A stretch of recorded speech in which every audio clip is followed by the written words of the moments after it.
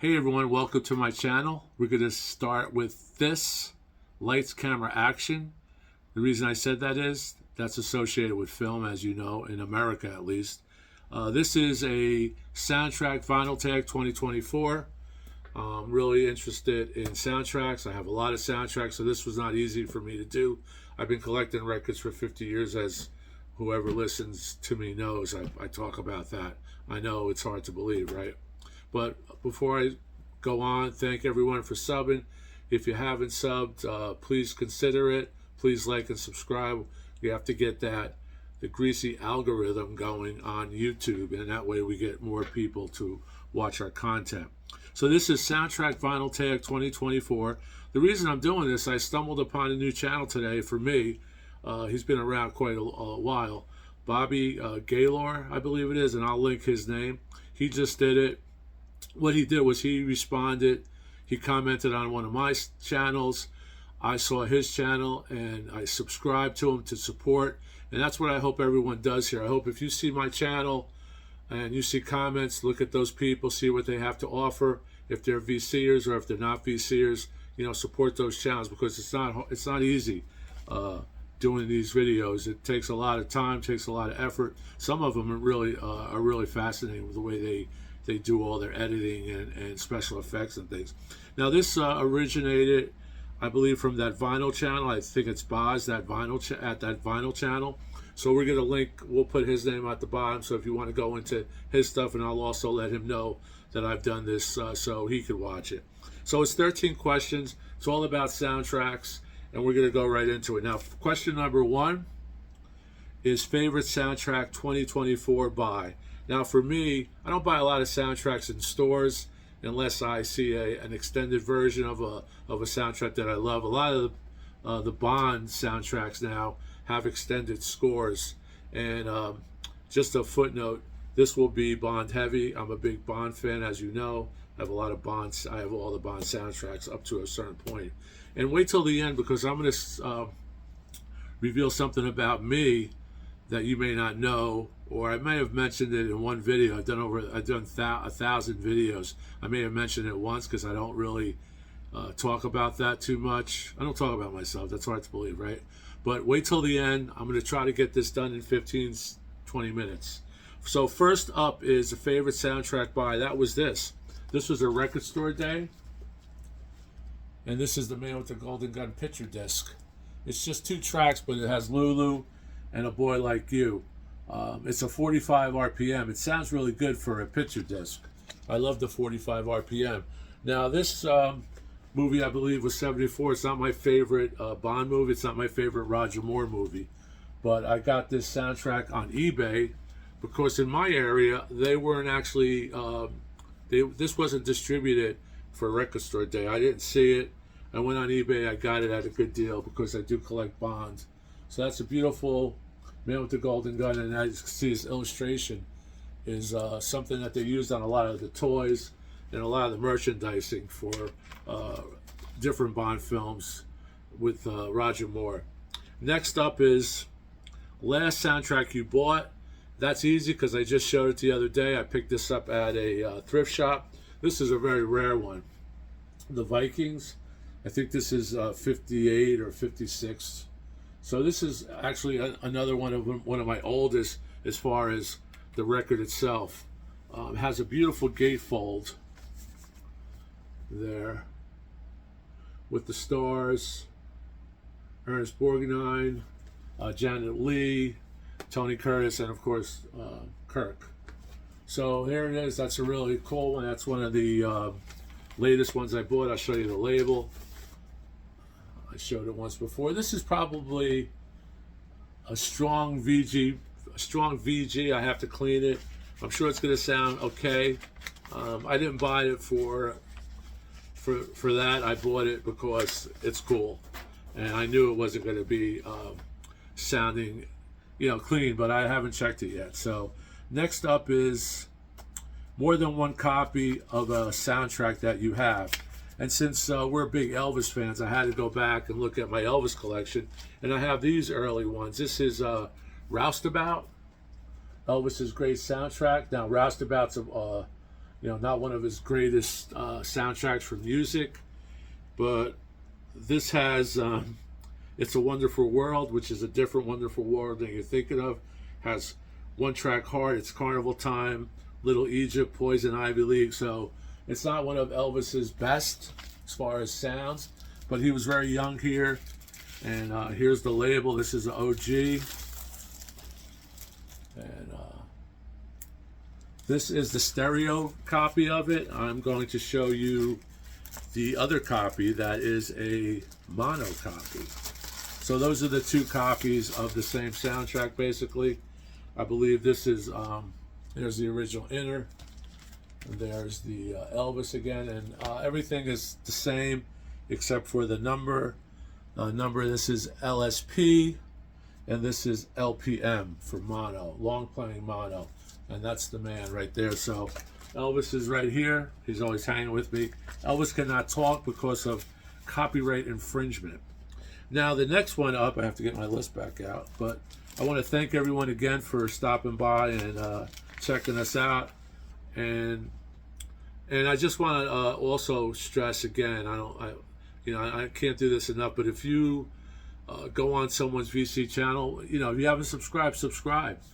Help that person out. It's a lot of work to do these videos, and they get the recognition that they deserve. And like I said, if you wait till the end, I'm going to reveal some things about myself that you guys probably don't know. Now, favorite genre in a soundtrack, favorite genre. Now, for me, that's spy genre. Some people picked horror. Some people picked Western. And those are favorites of mine as well. But for me, the favorite, since I was young, is the spy genre. I'm going to show you a few soundtracks of that. Plus, the artwork on these are great.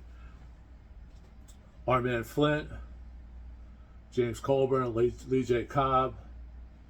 This was Jerry Goldsmith. This is a great cover. This is a compilation, The Incredible World of James Bond. This was also a different cover. This is the cover I like for as far as artwork. That's still in a shrink. There's the back.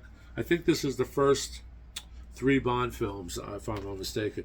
Here's another one. These are great because they sound great, Phase 4 stereo. If you ever see these at thrift shops and they're clean, pick them up. I just bought one, Sararazad, the classical piece. I just bought that for Phase, and it was pristine, so I'm going to clean that and check that out later. But look at this, and this has all the different spies from television and movies. The Bonds set off a complete spy mania, if I may. There was Bond mania, and then there was spy mania. This is Man from U.N.C.L.E., Goldfinger, the Empress, the Saint, Thunderball, the Avengers, just Our Man Flint, James Bond theme. This is really cool stuff. Here we have another one, of course, Mancini. Mancini also did the Pink Panther, which is kind of spyish. Peter Gunn, #1. This has Craig Stevens in the lead, and this is a fantastic cover. And then we have this one. I kind of put up the boys from the Men from U.N.C.L.E. The Man from U.N.C.L.E., but it's actually the Men from U.N.C.L.E. And I met Robert Vaughn. I met David McCallum at Robert Vaughn's birthday party at the Players Club in New York City a few years back. And that was great because we had tuxes on. I was able to take a picture with those guys in tuxes. And the person responsible for that I'm going to talk about later on. Right there. And now, that's just a couple. I cheated, like I said, favorite genre. Pick a score, any year, any genre. This is 70s. This may be 72. 72. And that's this one, Trouble Man. I showed this before. I could have picked Shaft. I could have picked Butch Cassidy and Sundance Kid. They're all fantastic scores. But I picked this one because this is the OG. Trouble Man. That's Marvin Gaye. He composed, sung, performed, conceptualized everything. This is a super duper soul, black exploitation, whatever you want to call it, soundtracks, but they got everything right on this. This compares to Superfly, Curtis Mayfield. I give Superfly an edge, but this is up there with Shaft, Curtis Mayfield. This is Robert Hooks. Ralph Waite, if you remember, Ralph Waite was from the Waltons. Probably played a bad dude on this. You know, gangster dude. And Paul Winfield, who also was in Rounder, Star Trek. I think he was a captain in The Wrath of Khan, if you remember. I think that's him. Here's the label. This is a really brilliant record. Oldest soundtrack you have. Plenty. I just picked this one out because this is cool. Ben-Hur. This is a box set. I remember when I got this, I remember who gave it to me. It was a very special person for me. So that's why I picked this one. But this is 11 Academy Award winner. Won 11 Academy Awards on this, including the best score.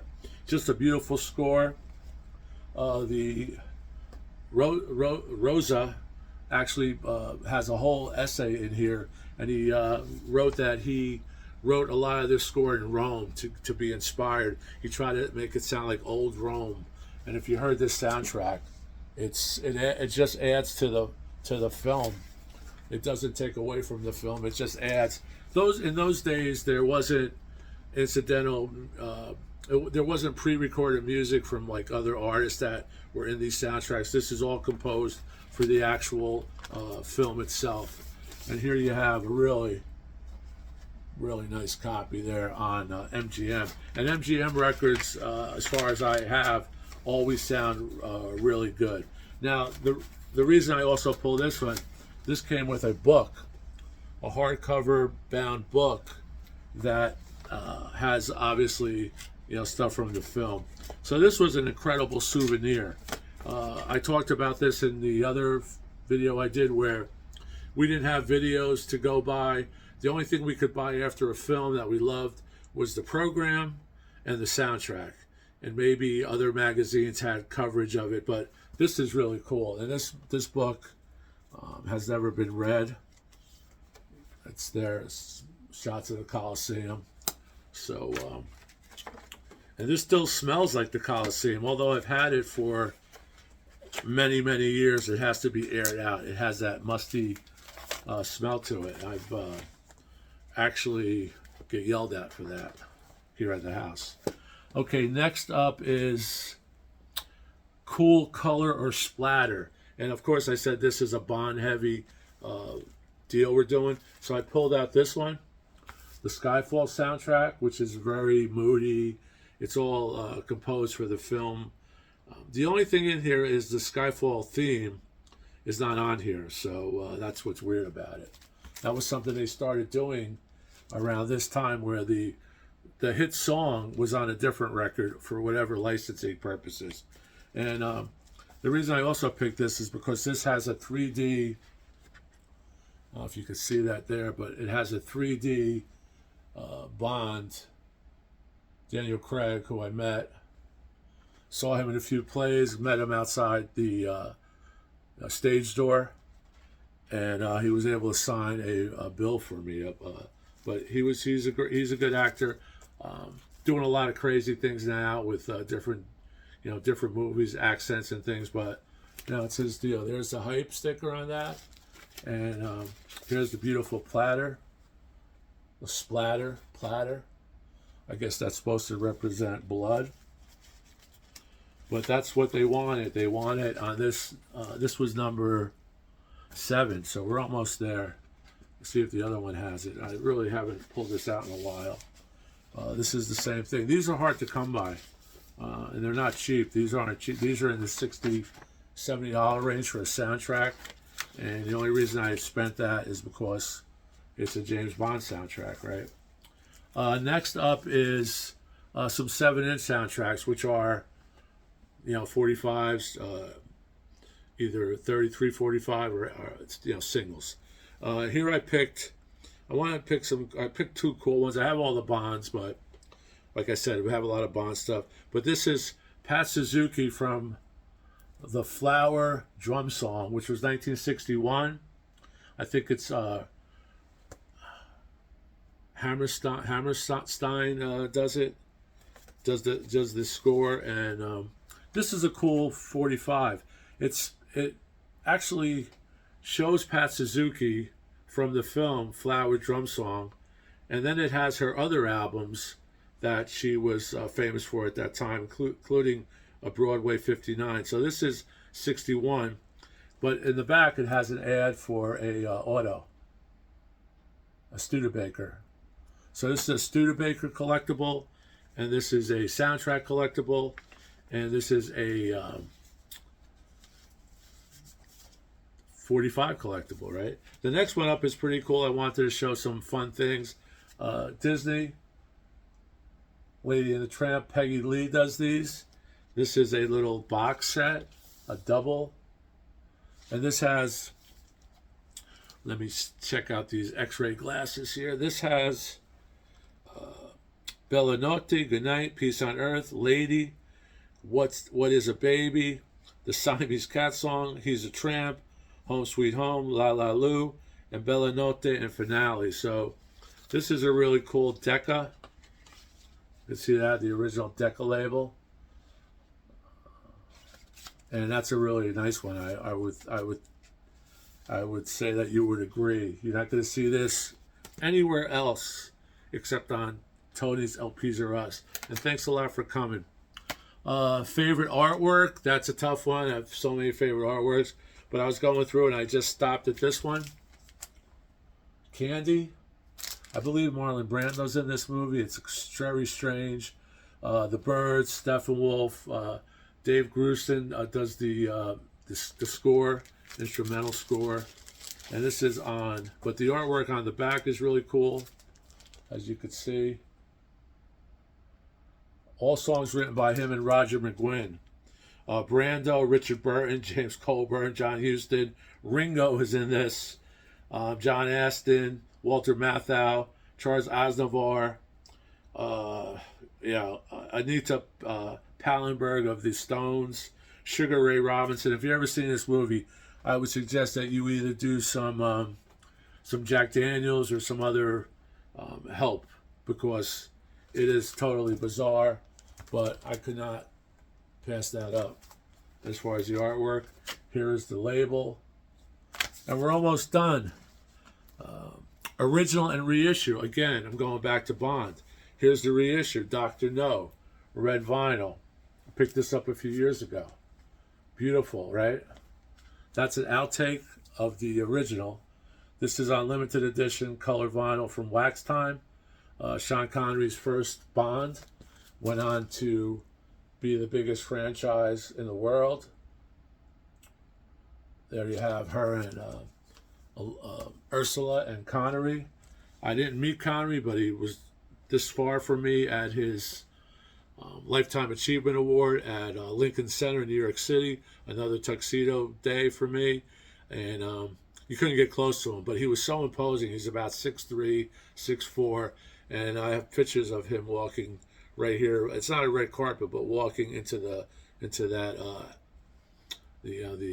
veranda there. Beautiful in New York City. Now here's the original on UA, and this just happens to be autographed by a bunch of folks. So I went on a couple of Bond trips with Twine Tours, and we went to Pinewood Studios during 50th anniversary of Bond, and here I have on so many autographs that I got. You know, they set up tables and we had stuff, and I brought a couple of soundtracks. So, but that's the original. And next one is, I couldn't find this 90s soundtrack that you have. I didn't want to go through everything. I don't know what's 90 or what's 2000, but I got this one, which is Rattlin' Hum, the great U2. I love this soundtrack. This is 88, so I'm kind of close. Probably bought it after it came out, so I probably bought it in 90. Here's the Heart Inner. You could see that. And if you don't know this film, it's a great film. It's 1988, which is hard to believe, right? Here's the actual label. The labels are custom. Here's the inner. This is at Sun Records. They go to Sun Records in Memphis. and there's the shot of I think Elvis and Sam Phillips. Oh no, Sam Phillips and Johnny Cash. This is a double, but this is great because they go through Harlem. They go into a church where there's gospel singers. B.B. King is on this, and he's digging it, man. B.B. King is digging this. These guys. He goes, man. He wrote a song called what's it? What's the song?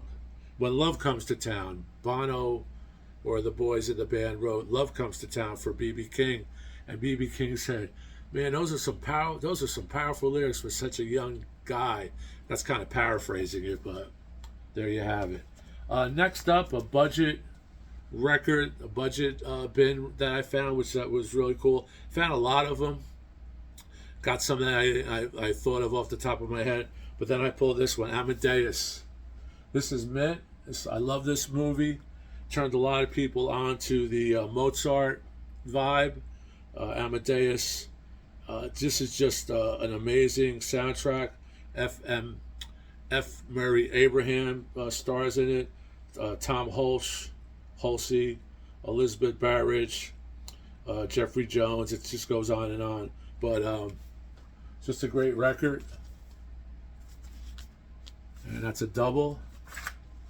It has kind of a libretto attached to it, I believe. You can see there, insight into the film, but highly recommend it.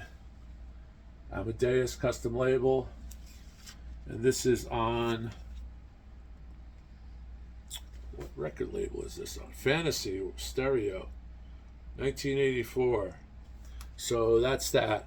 And then we come to the end, and the end is a show, something from a movie. It doesn't necessarily have to be the audio soundtrack, but show something from a movie, something to do with film. So I'm showing this. Tony Rome, Lady in Cement, Blu-ray this is originally from 20th Century Fox. This is Twilight Time. These are out of print. But the funny thing is, I had the honor of doing the audio commentary with my good friend Lee Pfeiffer of Cinema Retro Magazine and Paul SCRABO. Paul SCRABO has a great channel called Scene Missing on YouTube, which I'm going to show you his title if you want to go on to him. He's an Emmy Award winning filmmaker and producer and cameraman and just a talented and just a great guy. And Lee Pfeiffer, I've known these people for 30 years, 35 years now. We went on the Bond trips. Lee used to run a tour. It's called Twine Tours. We did Bond trips. We went to premieres.